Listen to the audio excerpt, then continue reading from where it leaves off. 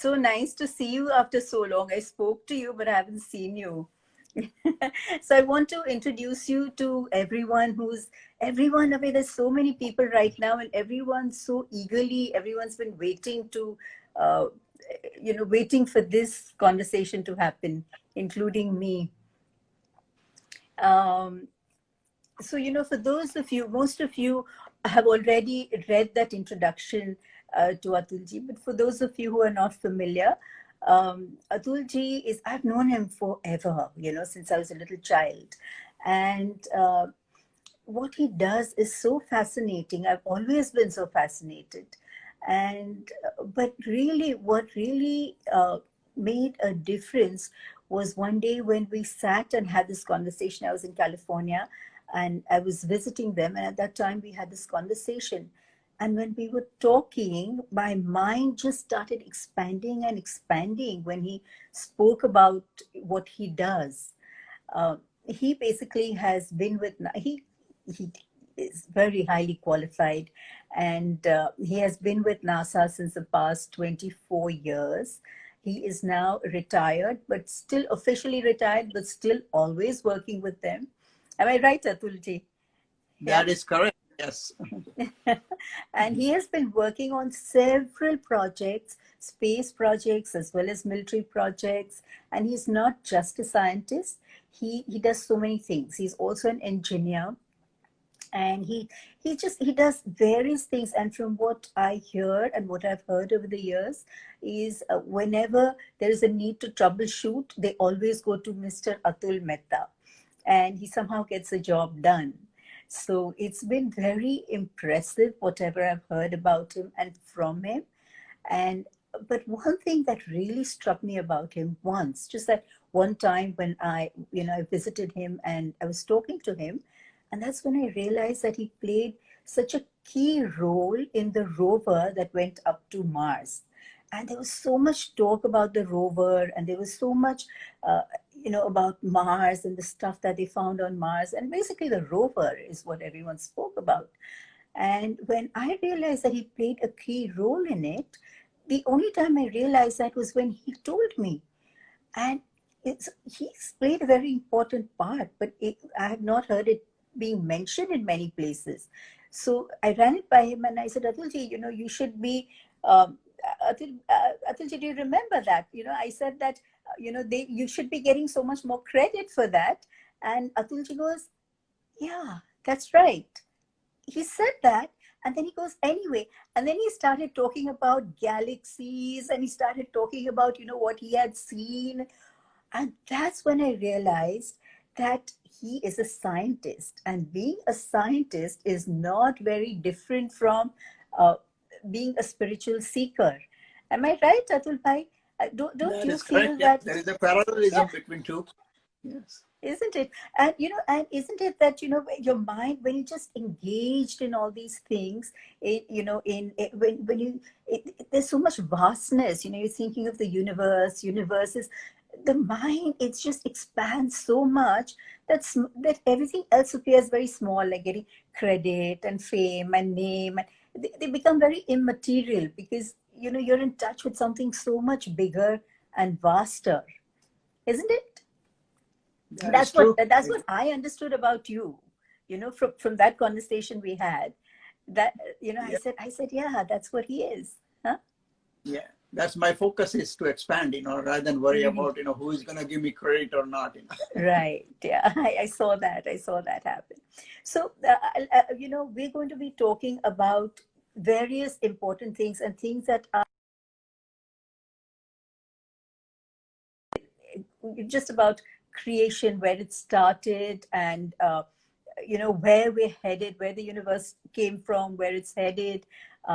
People also want to know about black holes, and there's so much talk about dark energy, dark matter. So we'll cover all that. But of course, if in 1 hour we have to talk about so much, it's going to take it would take lifetimes to talk about all of what you have to say. So can we just get an overview of it today, and then we can probably do a part 2 and part 3 for more questions and to go deeper into each thing. Do you think that it would work like that, Atul Bhai? Would you like to do that? Yeah, I think that's a good idea. Yeah, so that way, we can, get the initial, inputs from what I have. And then, if you want to further elaborate, we can have a second, third sessions. Correct. So should we start at the beginning? When did the universe start? What happened? Okay. So according to the calculation by the scientists, our universe began with what is called a hot Big Bang, that everybody has heard that term, about 13.7 billion years ago. And it expanded and cooled ever since, and then it evolved from the formless soup of elementary particles into the richly structured cosmos which we see today.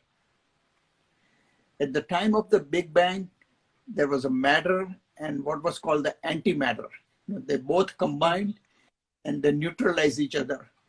But during the first microsecond of the Big Bang, the matter took over the antimatter, and that started the formation of the galaxies and structures that we are seeing it today. Okay. May I ask you what would antimatter be? So matter we understand. How would you describe antimatter? Right. It is something like the opposite of the matter. Okay. So what it does is it neutralizes. Just think of like a north and south pole, of a magnet, right? So they are, opposite of each other, as you can see that. So they attract each other, matter and antimatter.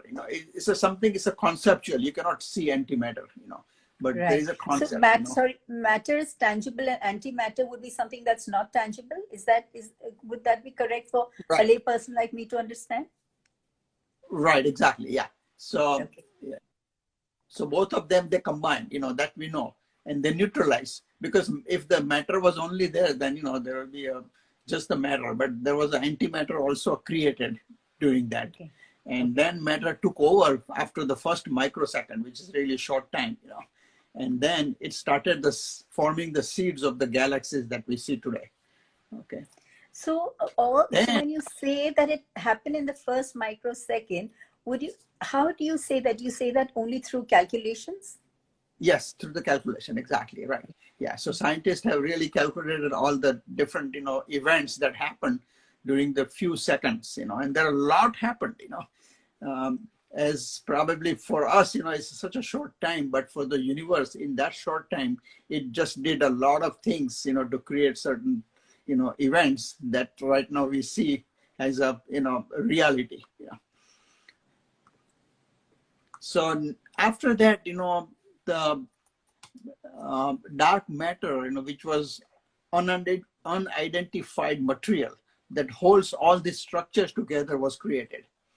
Because something has to hold the structure, otherwise they will just fly away in the space, So that's where and we'll talk about more detail, about the dark matter later on. So continuing on that evolution, until 1924, it was believed that our galaxy was the only one. And since then, we have come a long way. And then in 24, Edwin Hubble, he discovered that there are millions of other galaxies just like us. And also he showed us that the space is expanding. It's just like a rubber stretch, it's just expanding. And it stretches like a balloon. And as a result, the galaxies are moving apart from each other. Galaxies that are further away are moving faster, Okay. Yeah. You want to? So, so I had a question. Once you were telling me that there are so many galaxies that you know of. You know of billions of galaxies that exist, right? Billions, or probably even more. But that is how much you have been able to gauge. But you know that there is more even beyond that. Can you tell us a little about that? Absolutely, right. Because, we go by the scientific evidence. So far, what the Hubble has discovered, in the outer space, being in outer space, it doesn't get any atmospheric distraction from the Earth's atmosphere. So it can detect very far, So it has detected all these galaxies, but I don't think that is just the end of it. I think it's going to continue. We're going to have even more, another one, telescope which is in works, which is going to be going up in a couple of years, which is much more powerful. And we hope that it will even go much deeper into the universe to detect even a lot more fascinating objects and galaxies. And when you talk about these different universes existing, uh, can you tell us a little, give us a little idea about the size? Because I remember once you said that ours was a medium-sized galaxy. So can you just give us an idea about the sizes of these galaxies, and where do we stand in comparison to all these different galaxies? Okay, so ours is like, as I said, is an average galaxy. So the galaxies are all clustered, as you may know. They are clustered in certain fashion. And there are about 30 galaxies in what we call is a local group of galaxies. Okay, so there is a galaxy which is about twice the size of the Earth that can be probably seen with the telescope. It's called Andromeda. Okay, and that is about 2.5 million light years away from Earth. In other words, light will take from there to come here 2.5 million years. Then there are some small galaxies, some called Magellanic Cloud and Triangulum and all that, and they are smaller than ours. Whereas the Andromeda is twice our size, so huge galaxies with 1 trillion stars in it. So that's what we classify as our galaxy being an average galaxy. And then you spoke about other galaxies with so many more suns. And can you tell us about that? Expand a little about that. Right. So in the far away outside, further, like 30 million to 100 million light years, there are many, many galaxies which are, maybe 3 to 5 times larger than ours, with more than trillion suns or stars, inside, and numerous planets which we haven't detected all of them yet. So speaking of that, I can just say that we have detected about 4,000 planets so far, which can lie in the habitable zone, which can harbor life.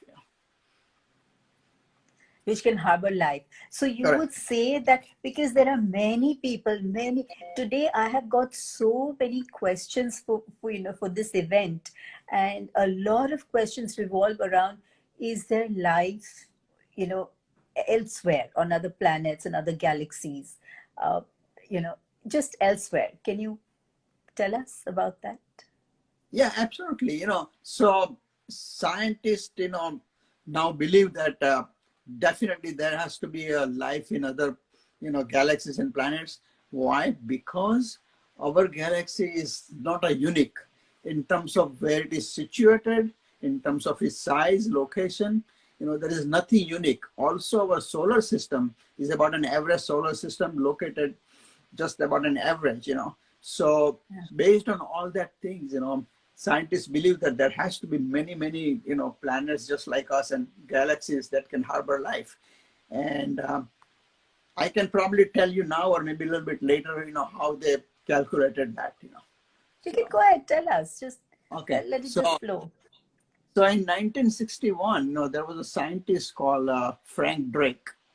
And he was just like us, had a lot of question about, whether there's a life in other planets and how can I determine, So then he came up with an equation based on, total number of galaxies, total number of solar system, total number of habitable solar system, total number of planets in the solar system, and then the fraction of the planet that can harbor, that can be in a habitable zone, and then that fraction of that fractions with intelligent life that can be, found on those planets. So that equation, based on that, again, depending upon what assumption you make, he came up with about anywhere from 1,000 to about 10 million, planets that can harbor life just in our own galaxy. And our galaxy has about, 200 billion suns. And if each sun has their solar system, which is unlikely, but even if 10% of them have a solar system, that's a huge number, that we can find. Yeah. And life, and what is what kind of life? Is there Okay. any idea of what kind of life? So there are sorry, go ahead. Yeah. Yeah, go ahead. No, No, there go are ahead. three different scenarios that scientists believe. Yeah. They say the life can be as intelligent as ours on this earth, or the life can be very primitive. in terms of like microbes and all that. That's what we are trying to find on Mars, you know. Or the life can be super intelligent, much more intelligent than ours. And we strongly believe that. So that's why they have set up, you know, some radio telescopes to receive the signal from the outer space, because we believe that aliens are trying to send us the signal. It's just that we are not able to catch it, you know. So these are the three different scenarios of the life that can exist, you know. So when you say we believe, who is this we who believes? That these are the scientists, you know. Scientists These are all believe that there exactly. is life, and that life is trying to get in touch with us. And Correct. so for years, we kind of, still people have this question in their minds. And for years, we believed that we were the only ones. And you would say that is our ego, right? Because even when we think in terms of intelligence, we think in terms of, in relation to us, we think of ourselves as very intelligent. And we say our other lives as intelligent as us. But what is there to say that we are the most intelligent that there is? Isn't it? Exactly right. And again, you know, looking at from what I described, that we are the average galaxy with average, you know, planetary system and everything, there has to be something better than us. You know, we have to open up our mind and think that, you know, someone can really travel from very, very far. If you really look at it, our traveling is very limited. The best we can do is probably go to Jupiter, Saturn, you know, at present. And as far as the man can go, you know, we haven't even gone to Mars yet, and we are preparing in next 10 years. Hopefully, we can reach to Mars and, you know, land So on it. I remember you once told me that our galaxy is not even a huge galaxy, but if we had to send a spaceship, like the fastest spaceship we have, across the galaxy, it would take over 1 million years to come back. A billion? How long Yeah, did you say it would take? just to give you one idea. Okay, so the nearest sun, besides our own sun to our Earth, is about 4.3 light years away. Okay, so for Wow. the spaceship to reach that, it will take about 60,000 years just to go 4.3. And our galaxy is 100,000 light years. Just imagine the distance, you know. Wow. Yeah, so it's And, right now it is near impossible to, you know, even travel our galaxy, you know. So and you're talking about a small, medium-sized galaxy. And now just exactly. imagine how, I mean, if you have to imagine how vast existence is, just this universe is with all the galaxies in it, it's mind-blowing. I mean, to even think how huge it is, it's difficult to fathom just the size of this particular galaxy, let alone all the galaxies within the universe, no? Exactly, that is true, right? And there And if has you to be really life. We can't be the only life here. There can't be only with such a huge creation. There can't be just 7 billion souls. There have to be more than that. And they have to exist in different forms. Not necessarily that we are able to see them. Maybe they're at a different frequency. Isn't it? absolutely, there is a right, exactly. There is a different frequency. Also, there may be a different atmosphere. We think that we just need oxygen and water, you know, but that may not necessarily be true. There may be something, some other elements and some other, you know, things that maybe on Right. the other planet that That can we hardly. don't know of, that we don't understand. Right. You know, one of the things that we proved that, you Yeah. know, we thought that when it is really cold, like on the Mars and Jupiter, life cannot exist, period. Right. So what they did was they did an experiment in Antarctica. They dug in, you know, deep where the temperature was minus 100 degrees C. And they found the primitive, you know, bacteria and microbe living in that Right. environment. So that was a real surprise, you know. So that's why there is so much interest to find a life on Mars, you know, because, you know, of that similar Correct. environment, you know. I mean, what is it? There can be different structures that require a different environment to exist. And that can happen anywhere, in any Exactly. form. There have to be, yeah, they can't be limited elements. The elements we know of are just the ones we know of on our planet. But there could be a lot more in in space Exactly. outside. The things Right. That we we're don't not know. aware of. There is so much more that could exist that. That is Can you true. tell us a little? Sorry, go ahead. What were you No, go saying? ahead. No, little about black holes, maybe. If you can tell us. I know because I read a little about your presentation. on the black holes. That's very fascinating also. Can you tell us a little, Sure. just an overview for now? Okay.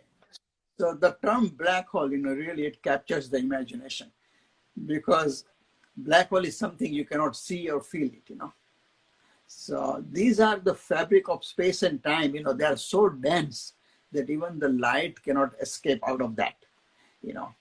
And just to give you a scenario, that the formation of a black hole, if Earth has to become a black hole, right now the radius of the Earth is about 6,371 kilometers. It has to shrink to the 9 millimeter. Just think the shrinkage to become a black hole, because there is such a small space that contains tremendous amount of matter. That's what the black hole is. So that when the gravity is so powerful that nothing escape out of that. So are you saying that the black hole needs to be small in size, or not really? Not Well, not necessarily. And I can, elaborate more on that. So right. let me just go a little bit, about the black hole. It's a, Sure, go there ahead, is tell an us. there is an imaginary boundary around the black hole. It's called event horizon. So you can travel up to that without any problem. But once you cross that event horizon, you will get sucked into the black hole. Never to come out.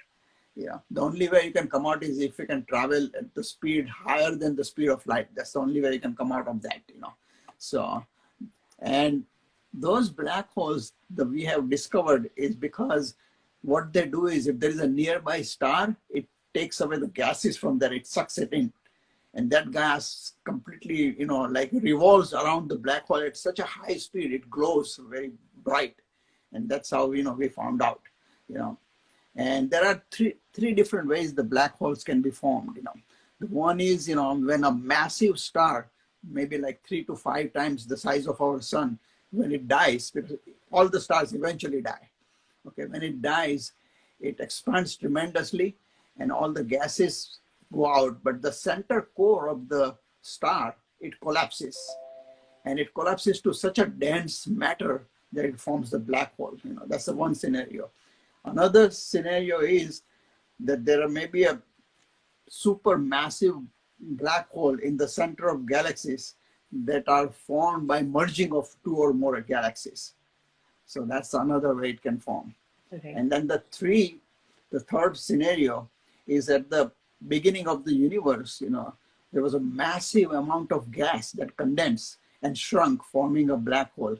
In fact, one of our Indian scientists called Priyavada Natarajan, she recently discovered, by studying the 200 galaxies, which were about 12 billion light years away, which is, real far distance, and she just came up with a mathematical, expression saying that, that is another possibility that it formed at the beginning of the universe. So those are, some of the things, that form the black holes. And now we have a very strong evidence of black holes. The first evidence was discovered in 1971 by an American scientist, when they discovered the very powerful X-ray. Because what happens that there's a black hole, they revolve very fast. And in doing so, they emit the X-rays.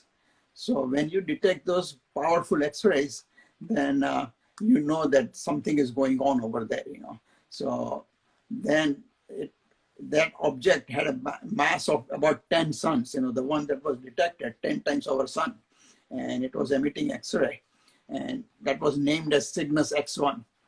And then in 1993, that was another Japanese scientist discovered that it was about 7,500 light years from Earth, and it was rotating at a very high speed, and it had a temperature of about 10 million degrees C inside that, and emitting the X-rays, and the size of that black hole was only 40 kilometers, 10 times the sun mass, but the size only 10 it's kilometers. So you just small, can imagine how much. Right. So that was the evidence, and after that, there were several black holes discovered, which were like about 4 million times the mass of our sun, and then lately, the one that was discovered was like 21 million, times the mass of our sun. And they are all away like 30 to 40 million light years from the Earth, So. So does every galaxy has to have or does have That's what a exactly has been, black yeah, hole? calculated, that And every what is galaxy in it? the middle of the galaxy, the center of the galaxy, has a black hole. Yeah. And what is it that stops us from getting sucked into the black hole? As long as you stay on the event horizon, yes, you can, But you cannot how get like sucked in. but what is it that protects us and keeps us away from, Oh, like right now, keeps what us is on? protect us? The influence of the gravity is only localized, So, I mean, we are much, much far away. So nothing is going to happen unless you get in the vicinity. Just like some of the stars, they do get it eventually, while circling, they do get closer. Once that happens, and that closeness is, you're talking about like maybe 5 to 10 million light years, I mean, that's close. So we are, much, much, much And further like away from that. So what is the role of dark energy in in helping us or keeping us or controlling the movement of everything? okay, so dark energy is the energy, as it is, the name says dark, is something we cannot see it. But it is believed that it took control of the matter about few billion years ago, roughly about 10 billion years after the Big Bang. Okay, prior to that, the expansion of the universe was slowing because of the gravitational attraction of all the galaxies. The galaxies were so massive, and there was a gravitational attraction, so they were together. But then in last 4.5 billion, 6 billion years, the uh, this dark energy became prominent. So when it happened, it started, and it has a property opposite of gravity.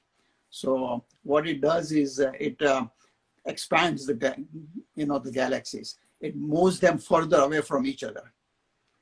Gravity brings up closer to each other, and the dark Right. energy moves, all Moves the, it away. and that's why we are seeing the evidence that the galaxies are traveling, away from each other, faster, with one exception, and that's the Andromeda galaxy. The Andromeda galaxy is Right. moving towards our galaxy. Right. Okay. And in about 4.5 billion years, the two galaxies expected to merge. Our So galaxy when they with that. merge, what would happen? Would it be like another bang when it would be So, like an accident, or would so it become that can one be, large? so it all depends how the merging takes place. There are different scenarios. If the merging takes place in a uniform manner, in a slow manner, then nobody will notice what's going on. It's just that the galaxy will become huge.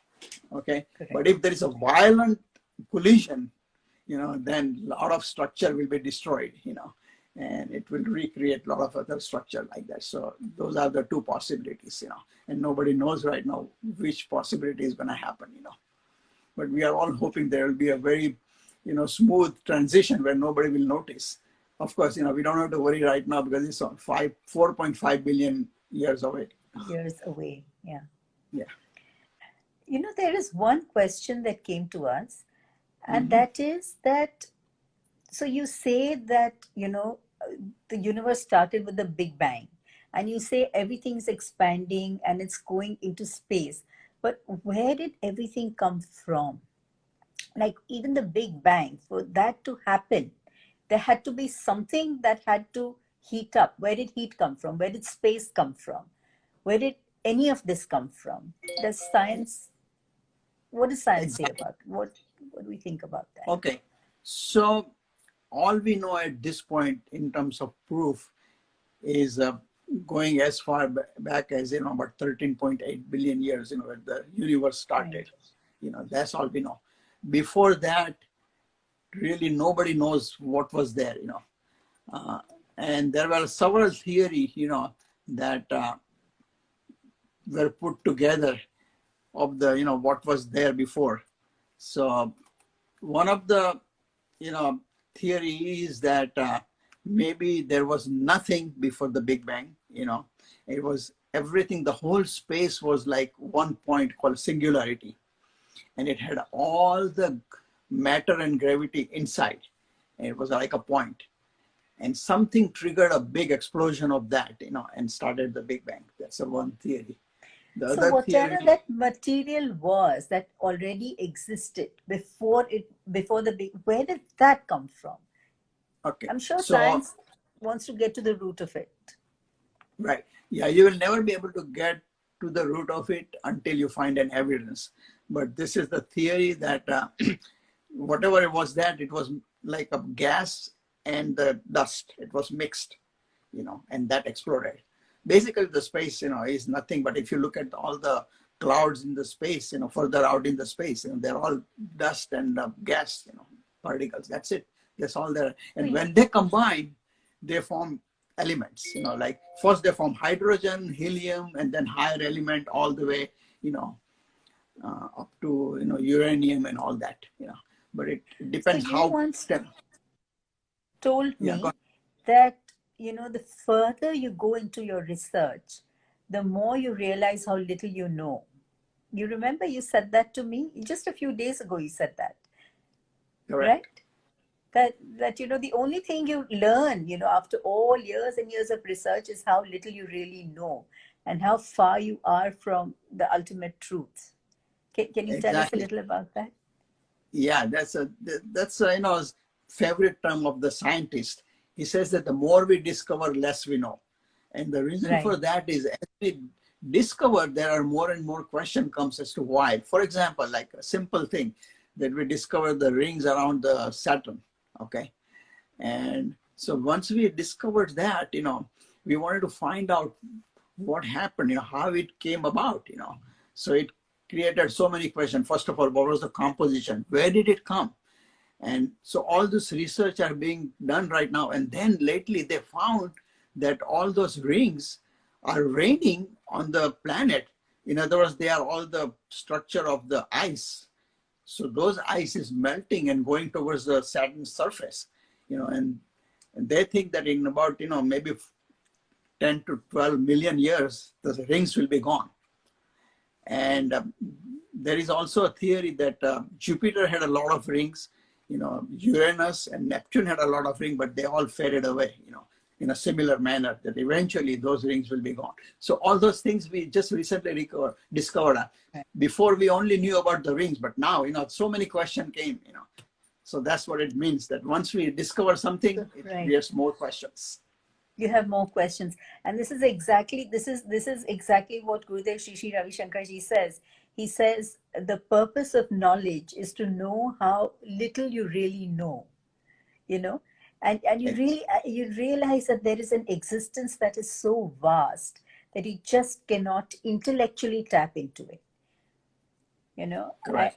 So even recently he was talking about space, the different types of space.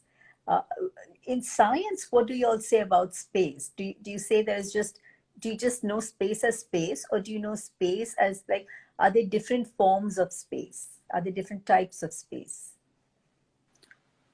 Well, okay, so the space that we know in our universe is a one kind of space, and it has been discovered lately that all the galaxies are structured in a bubble form. If you can imagine a bubble, and the outside of the bubble, periphery, that's where all the galaxies are located. And within that bubble is an empty space. Okay. So just to give you an idea that our universe is made up of about 71.5% of the dark energy, about 24% of the dark matter, and about 4% of the gas and dust that are still forming the planets and galaxies. And 0.5% of the universe that we know of has the galaxies and planets that we know. So just imagine how small we are compared to the galaxy. It's practically it's an empty galaxy. So percentage wise, you're saying that the concrete, what you can see with your eyes, what is tangible, is just 0.5%. 0.5%, exactly. So that Yeah. something that's exactly what we experience in meditation. In our advanced courses, we have something called hollow and empty meditations. And in hollow and empty meditations, you actually experience that there is only space. There is nothing else. And Gurudev Shri Shri Ravi Shankar ji says, he says that all the time. He says that, you may be 6 feet and whatever, 5 feet, 6 feet, 7 feet, whatever, but you can actually shrink your body when it's compressed, it can fit into a matchbox, which is probably 0.5% or a little more than 0.5%. But everything else is just space then. It's just space. Exactly. And that space, so is it the same space or is there a variation? Because Gurudev was talking about the 3 different types of space that exist: Chitakash, Bhutakash, Chitakash, Chidakash. So you're saying Bhutakash is the space in which exists in everything that we can see, that is tangible. Then he said that there is a Chitakash, which is the space of our thoughts and emotions. And then there is a space, Chidakash, which is an all-pervading space. It's just there, it's all pervading, and there is nowhere it is not, in which everything exists, that space. So he says that's like the supreme intelligence, that this Chidakash is, that, that's how he describes it. Right. So is So there right, something similar that science? Yeah, go ahead. yeah, there are theories about the different type of universes. However, nobody is really saying anything concretely that this is true or that is true or this is. They want to first really get the evidence. They are formulating right now the theory that yes, something like this can exist, but now we have to develop the technology and the instrument so we can reach that far and find out exactly what it is. And is it what it is, what we think it is, or is it something different than what we think? So all those questions needs to be answered as the technology developed, And, Right. it is developing. Just like I was saying that 100 years ago, we thought that our galaxy is the only one in the universe. But look, in 100 years, how much, we have advanced ourselves, our knowledge and everything. We have come very, very far. So I don't have any doubt that in another maybe 20 to 30 years, we'll know so much. Maybe we may have a contact with an extraterrestrial. You never know, So. But so also then, you yourself are working on parallel universes and multiple universes, and so you're familiar with that. Can you tell us a little about it, because there's so much curiosity about it, and especially since it's also mentioned in our scriptures that there are multiple universes. Exactly. So a parallel universe, also known as a parallel dimension, alternate universe, or alternate reality, these are all, hypothetical self-contained plane of existence, coexisting with our own galaxy, our own universe, And the universe where the very laws of nature are different. So all we know is all the, law of motions and other gravity and other things, but in those Right. universes could be completely different, those laws. And that's quite a possibility. And right now, of course, we are just kind of thinking that as an alternative reality and a concept between the fantasy world and the earth, But the term parallel universe is more general, it's without implying any relationship to our galaxy, or our universe, So the idea of the multiple universes provides us very novel answers of the 2 of the biggest questions. What happened before the Big Bang? Why the laws of physics are what they are, So the multiverse makes this question, really a moot, that before the Big Bang, because there could have been a very infinite number of Big Bangs, before our Big Bangs, we don't know that, So that could have triggered so many universes, So many other universes, yeah. Right, exactly. So the cosmologists, what they call it, these people who are scientists, they have a mixed feeling about the multiple universe, And maybe if you want to elaborate from the spiritual point of view, you can. So, no, from the spiritual point of view, of course, our scriptures talk about many universes, many multiple universes existing at the same time. Not only that, it speaks about our existence simultaneously in different planes or different universes, meaning not people like us, not us in the past or future, us in the present moment right now, leading parallel lives in different so in multiple places, like it's us, we ourselves simultaneously right now, exist in different places, doing probably the same thing or something a little different, probably making the same choices or making different choices. But right now, you and I are sitting and talking in another universe somewhere right now. From my understanding, that is how it is.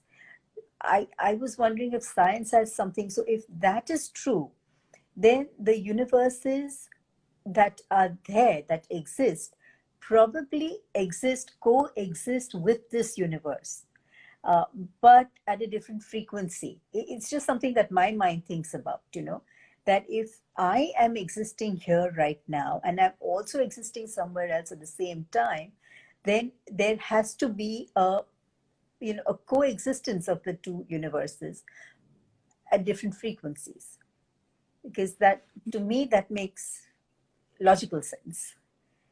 And that is absolutely correct, because there is no reason why, with having so many universes, we cannot be duplicated in other universe. That's a very strong possibility. We may be the one of the universes, maybe where we are still an infant stage. The other universes, maybe we are much older than what we are. So they may be lagging, or they may be leading our universe. So that's another possibility. And there may be some universe where it's exactly identical like this. And there was a very enthusiastic, postdoctoral student in 1954 in Princeton University, because he was also confronting this question about parallel universe and life on the other universe. So he created this thought that there exists a parallel universe precisely equivalent to our universe. He, based on mathematical calculation, all that, he Right. came up with that concept. So that's a possible. And then after that, there were a concept of hyperspace came. Because right now you cannot even travel in our own galaxy, as you see that the distances are so vast and our capability is so extremely limited. Right. But Right. with the hyperspace, it is believed that we can travel. There is a shortcut that you can travel from one universe to other. So there is a lot of research going on that. So our rishis have done that. I mean, it's not something unimaginable for a seeker, because it's known to happen, right? Our rishis have done that. There are Correct. stories about our rishis having been in different universes, go and come back in a matter of seconds or minutes. But that is the Exactly. Right. consciousness that can do that. Maybe the physical body is not structured in such a way to do it. But consciousness it's all pervading, so it's very easy to travel and come back. Yeah, exactly. So that is a very possible. The consciousness has no limit in terms of imagination and the speed. Right. As a physical body, we have a limit, but the Right. consciousness absolutely has no limit. Has no So you're limit, right. right. Yeah. So that Yeah. is a possibility. If we can somehow convert ourselves into just the consciousness, we can travel anywhere. So meditators experience that, right? Correct. Meditators, very often people say that in meditation they have visited somewhere and come back, and they have been there sitting, just they've done it all in 2 minutes. So it's a common experience. We hear people talk about that very often also.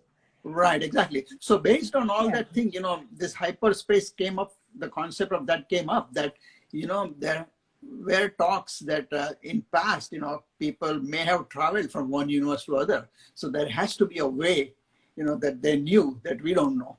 And that's why, there's a research going on, that is there really a hyperspace that we can travel faster than light even, in that, and go to one galaxy to other, in a matter of, seconds or minutes, So those things are still, research going on, So, where in the realm where there is time, where time is understood, time is just movement of objects in space that calculates time, right?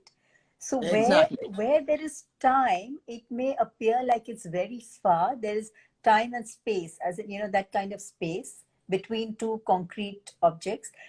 That way it may seem very far. But at another level, where time and space uh, have a different meaning, or don't really exist the way we know it, then maybe travel would be very easy. And in a deeper level of consciousness, it is. Because very often when you meditate, what is your experience? Your experience is, you feel, you open your eyes and you feel like, oh, I just shut my eyes, and you have no idea how long it's been. You have not experienced time.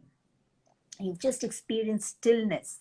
When you open your eyes, you realize it's been 20 minutes, half an hour, 40 minutes. But in that deep state of meditation, it's nothing. There's just stillness. You don't know where you are. You don't know how long it's been. There is no, that concept of time and space doesn't apply in that stillness, in that still level of consciousness. You know what I'm saying? That, So yeah. So over there, then if you had to travel, it would not feel far. It would not feel long. You could just travel anywhere and be back, or just travel. That's it. exactly. In our universe now, the concept of time has totally changed.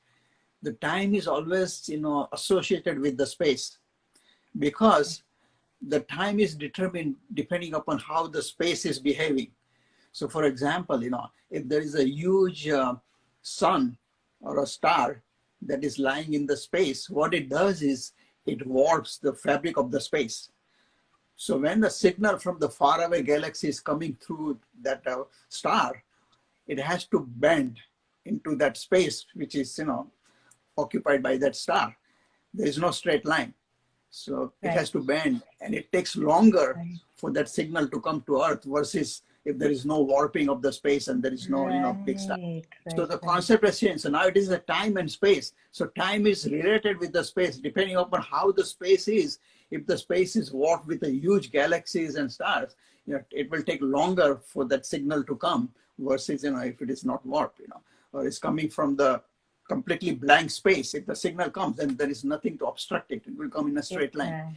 And Right. scientists have, found the evidence, of that, because when they were calculating the distance and the time between the two, distant galaxies, they came up with an anomaly, because from their calculation, it should have taken so much time. But in reality, when they measured it, it was slightly longer. That's how they found out that time space are related. There's a warpage of space, and that takes the time longer, to reach. Right. So that's the concept. Interesting. Yeah. Interesting. So let me see how much time we have left. Not a lot of time. So what if we continue this? Would you like to continue this in a part 2, or is there something that you would like to tell us right now? We have about 8 minutes left, if 7 to 8 minutes left. So I was thinking, instead of opening something new, we could probably wrap up and start and do another event again, a part 2 of this. Or if there's something you would like to tell us right now. No, I We mean, have we just can do that. Since we have about 5-6 minutes, I can go over with a few questions that they came up, and But maybe the try to. questions, I've already asked you most questions that I have. Let me see over here. Okay. Are there any questions that you can read over there? The people putting up questions over here. Can you read any of these questions? Okay, let's see. So I think this one, we already discussed that. From where did the universe being, Yeah. where did it come from? Okay. So we said that we don't know. There are several possibilities, Is a singularity is the one, and then there will be maybe it already existed, or there may be several parallel universes existed at the same time. So that's one. The other one is okay. Let's see. People want us to save this. Right. Okay. So Is space empty or filled? Is a question that someone, Harsh, is asking. Is space empty or filled? What would you have to say to that? It's both. Okay. So there is a, huge part of the space is, filled with dark matter and dark energy, and that dark energy is so faint, just to give you, the scientists have tried to measure it. It is 1,000th of the trillionth of a kilogram per meter cube. That is the amount of energy. Just think, thousands of a trillionth of a kilogram. Wow. So it's a very faint energy, but it has a tremendous effect. So yeah, so actually, if you look at it, Yeah. it's kind of an empty, but yet it does occupy the space. So so most of the space is occupied, that way. And dark matter, of course, is occupying the space because it's keeping, the galaxies together, So and it what evolves. would you say is dark matter? Okay, pardon me, say it again. Dark matter. Can you tell us a little about dark matter? Oh, absolutely. Yeah. Let's talk about the dark matter. Okay.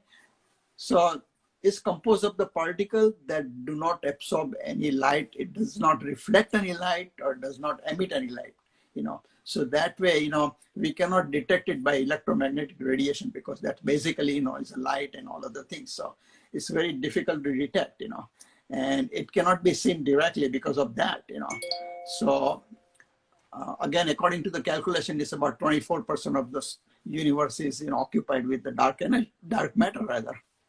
And the most common view is that the dark matter is not the normal particle, just like that we know, electron, protons, and atoms and all that, but they are like classified as a WIMPs, which stands for weakly interacting massive particles, And the primary evidence for the dark matter comes from the calculation showing that the galaxy in our universe seem to be achieving a very high speed.